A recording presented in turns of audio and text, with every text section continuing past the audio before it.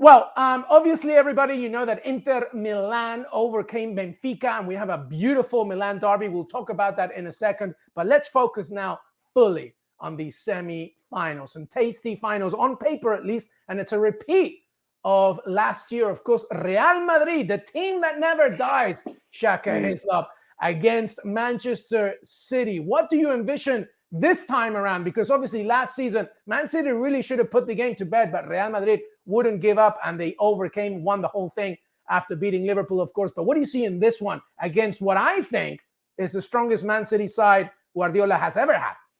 Well, you could make the argument that, 85 minutes into that second leg, 88 minutes, the game was put to bed.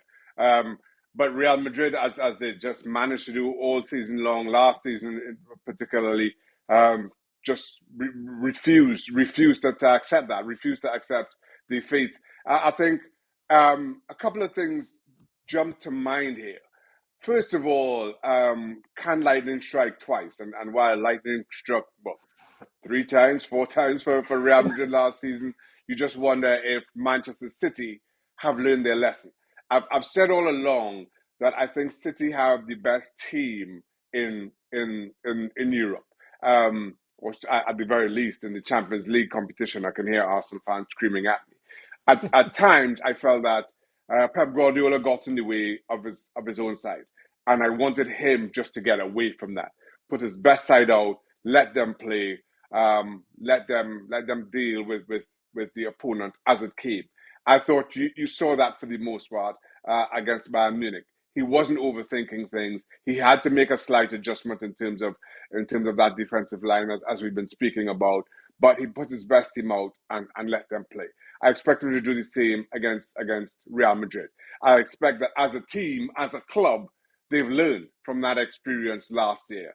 They've learned what it means to switch off, even in the last 5 minutes, even at the 175-minute mark of a 180-minute tie. How the Europe's best can punish you. I think what also plays in their favor is, I think I'm right in saying, the second leg is at the Etihad. Correct. The second leg, more to the point, is not at the Bernabeu.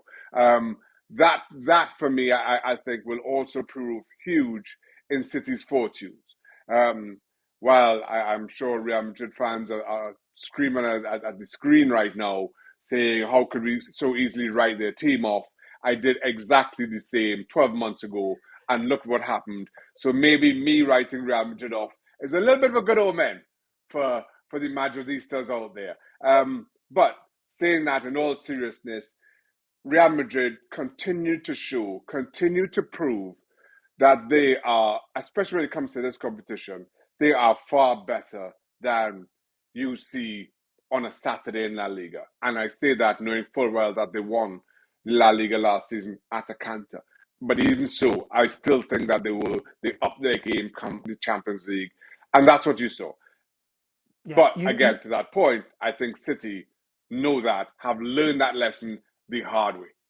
Yeah, you made a very good point about the fact that the return leg is at the Etihad. And I think even though that may sound very simplistic to the eye, Shaka, it is a very valid point, because there is such a thing as a psychological advantage, especially in front of your fans and wanting to protect, maybe chase.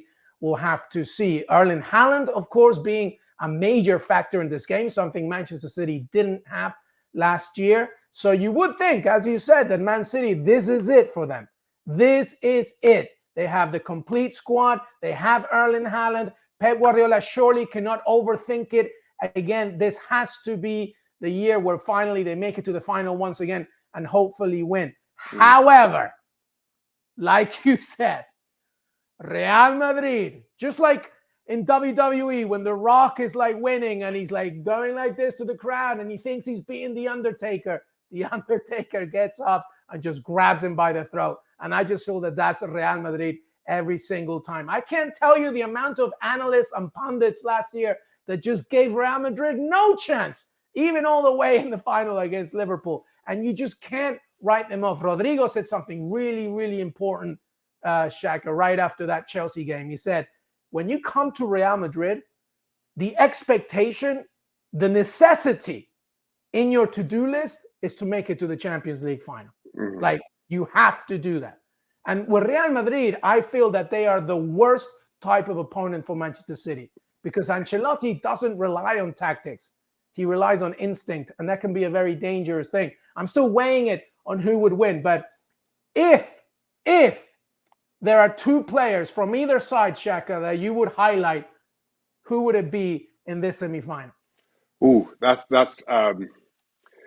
but I think you have to go with the respective number nines.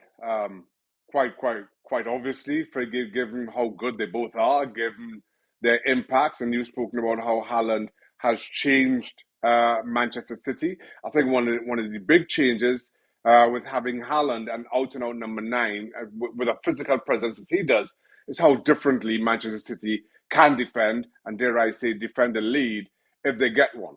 Last season, they played with three up front, three small, diminutive, more natural midfielders, shall we say. But now, Manchester City, if they do get a lead, they can firmly put 10 behind the ball, including the goalkeeper, and just leave Haaland up front all on his own.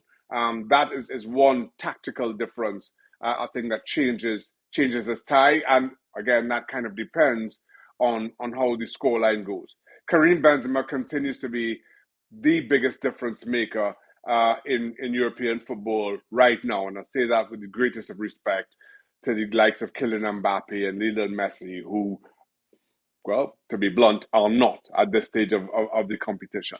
But Karim Benzema dictates so much about Real Madrid, dictates so much that is good about Real Madrid that he simply cannot be overlooked. Karim Benzema also is the kind of player that does not have a quiet day. He may have a quiet 89 minutes, but he may not have a quiet day. And I think you have to keep that in absolute mind. In terms of player, in terms of a second player, I'm going to have to go Kevin De Bruyne, who's been a little bit up and down, but when he's good, as he has been in this competition, I think that's when Manchester City are at their absolute best.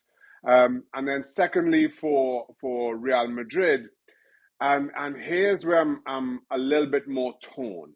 Of course, we're not quite sure how Carlo Ancelotti will go in midfield, whether he will go with the tried and trusted and Luka Modric and Toni Kroos, whether Tchouaméni will fill in as he has done.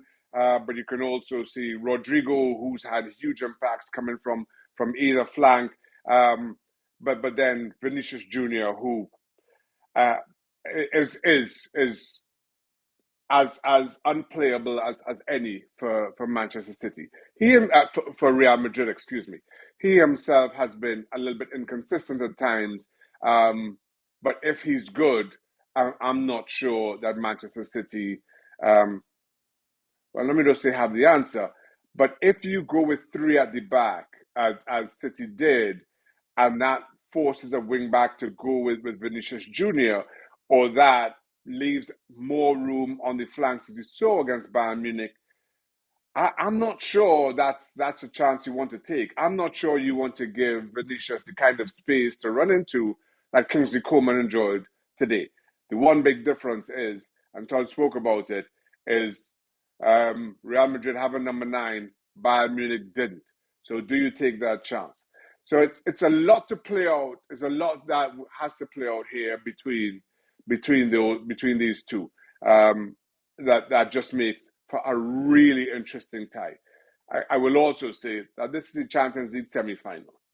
And if it isn't difficult to call, if we aren't torn, if we aren't arguing about who's going to win and who's going to lose, then somebody somewhere in this competition has done something wrong, because this is the cream of European football. Well said, my friend. Dare I ask you, with your initial gut instinct, who's going to the final in that match? Well, I'm sure Real Madrid fans will be pleased to hear me say Manchester City.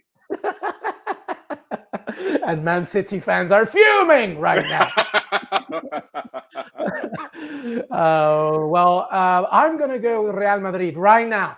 Right now, Los Blancos, I'm going to go. But, you know, I'm usually wrong as well. So I'm sorry to say you're done. Thanks so much for watching ESPN on YouTube. And for more sports highlights and analysis, be sure to download the ESPN app. And for premium content and live streaming, subscribe to ESPN Plus.